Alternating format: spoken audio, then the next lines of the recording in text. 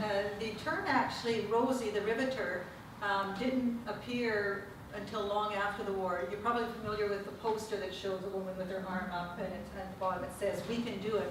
Well, the poster and that image had everything to do with we can do it in the sense that we can win this war. And it was used to keep morale up in the factories and so forth. That was what the image was to encourage.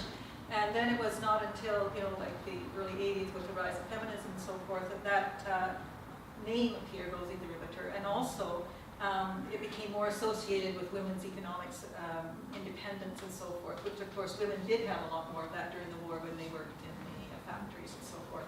So this is a woman who worked in a shipyard in Puget Sound, reflecting back on being a welder during the war.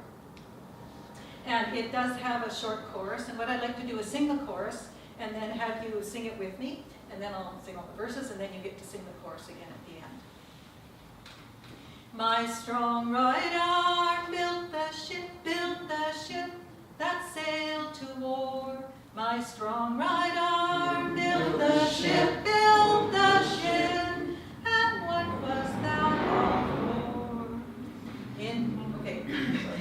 My strong right arm built the ship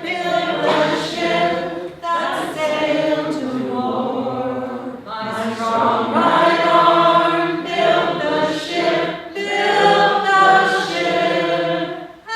what was that all for?